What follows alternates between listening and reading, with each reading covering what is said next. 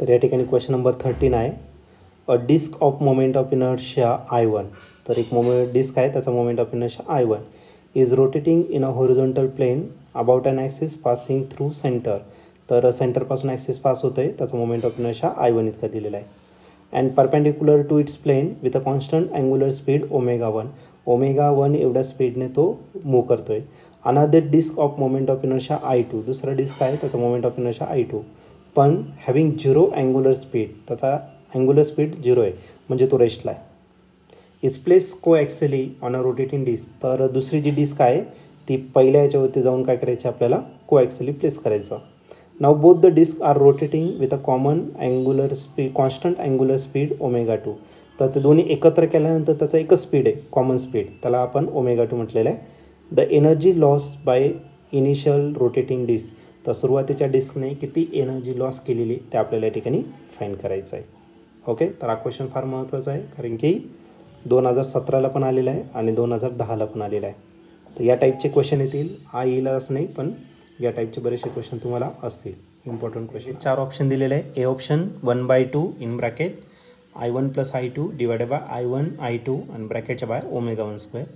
बी option आहे 1/2 I1 I2 divided by I1 + I2 आणि ब्रॅकेटच्या बाहेर ω1². ओके, सॉरी मायनस इथं. सी ऑप्शन आहे 1/2 I1 - I2 divided by I1 × I2 ब्रॅकेटच्या बाहेर ω1². आणि last option 1/2 I1 I2 divided by I1 + I2 ω1². तर याचं काय ऑप्शन येईल तर ते चेक करू. या क्वेश्चनमध्ये एक डिस्क दिलेला आहे. तर पहिली केस घेऊ. हा डिस्क दिलेला आहे आणि याच्या सेंटरपासून ॲक्सिस पास होते, याच्यावरून आपली बॉडी रोटेट होणार आहे. ज्याचा मोमेंट ऑफ इनर्शिया किती होता I1 आणि त्याचा जो अँग्युलर स्पीड आहे तो किती, तर ω1 एवढा त्याचा स्पीड आहे. ओके, दुसरा एक डिस्क आहे, त्याचा मोमेंट ऑफ इनर्शिया किती, तर I2 इतका आहे, त्याच्या सेंटरपासून जर ॲक्सिस पास केलं तर. पण सुरुवातीच्या केसमध्ये त्याचा जो स्पीड आहे तो किती, तर 0 आहे. ओके, असं दिलेलं आहे. तर ही पहिल्या केसमध्ये. आणि नंतर हे दोन्ही डिस्क रोटेट होतोय. ओके, ω1 एवढ्या स्पीडने.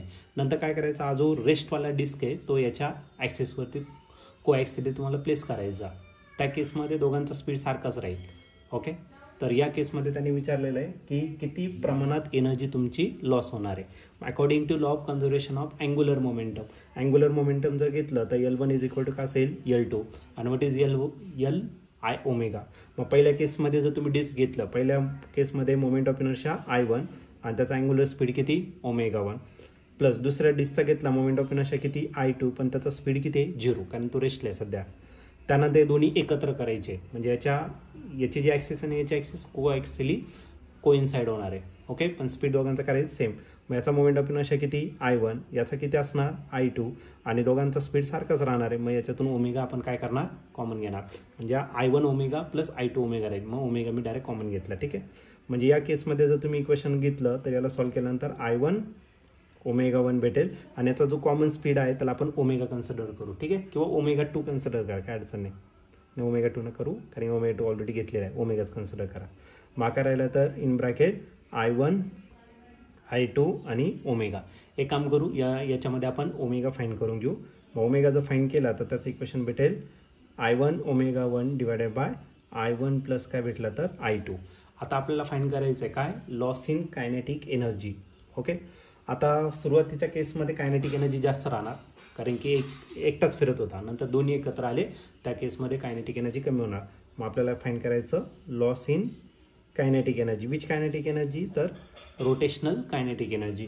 आता रोटेशनल कायनेटिक एनर्जी घेतला त्याचा फॉर्म्युला काय, 1/2 I ω². तर पहिल्या केसमध्ये फक्त पहिलाच डिस्क आहे, म्हणजे 1/2 I1 ω1² करू. ठीक आहे, मायनस करायचं. दुसऱ्या केसमध्ये जर घेतलं तर 1/2 तसाच, पण या ठिकाणी दोन्ही एकत्र केलेले, म्हणजे त्याचा मोमेंट ऑफ इनर्शिया किती असेल, I1 + I2 आणि त्याचा जो स्पीड आहे तो किती घेतला, तर ω² घेतला. ठीक आहे, तर 1/2 I1 ω1² मी तसाच लिहिला, -1/2 तसाच लिहिला आणि ब्रॅकेटमध्ये I1 + I2 पण तसं लिहिला. पण जो ω² आहे त्या ω²च्या जागी ही व्हॅल्यू आपण पुट करणार, म्हणजे काय, इक्वेशन नंबर 1ची व्हॅल्यू आपण इथं पुट करणार. काय equation number 1, I1 ω1 divided by I1 plus काय असेल I2, पण याचा स्क्वेअर आहे, मग काम करा, याचा पण स्क्वेअर करा. याचा पण स्क्वेअर करा आणि याचं ब्रॅकेटचं काय करा स्क्वेअर करा. याला जर तुम्ही सिम्प्लिफाईड केलं तर I1 + I2 आणि इथला एक I1 + I2 काय झाला कॅन्सल झाला. मग रिमेनिंग टर्म तुम्हाला लिहायचं आहे. मग चेंज इन कायनेटिक एनर्जी तर पहिल्या केसमध्ये किती राहिलं तुमचं 1/2 I1 ω1² मायनस हा राहिला 1/2 I1चा स्क्वेअर होईल आणि ω1चा पण स्क्वेअर होणार आणि डिवाइड बाय करायला फक्त I1 + I2. याच्यातून कॉमन येईल, कॉमन येणार आहे 1/2 I1 पण राहील आणि ω1चा स्क्वेअर पण राहील. आता पूर्ण टर्म कॉमन घेतलं म्हणजे तो 1 राहिला मायनस 1/2 पण गेला, I1 स्क्वेअरचा एक गेलेला आहे म्हणजे एक I1 शिल्लक आहे. ω1² पूर्ण गेला आणि डिवाइड करायला I1 + I2. याला क्रॉस मल्टिप्लाय करा 1/2 I1 ω1² as it is cross multiply केला तर I1 + I2 आणि हा मायनस I1 आणि total divide by I1 + I2.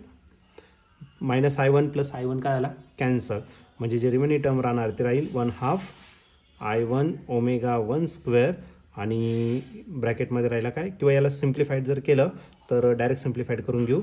राहिला 1/2 मोमेंट ऑफ इनर्शिया सेपरेट करा. इथं I1 आणि इथं काय आहे I1 I2 आणि डिवाइड बाय काय घेतला I1 + I2 आणि याच्या बाहेर आपण लिहिणार आहे काय तर ω1चा स्क्वेअर. मग ही झाली तुमची लॉस इन एनर्जी. एनर्जीमध्ये आपण लॉस फाईंड केला.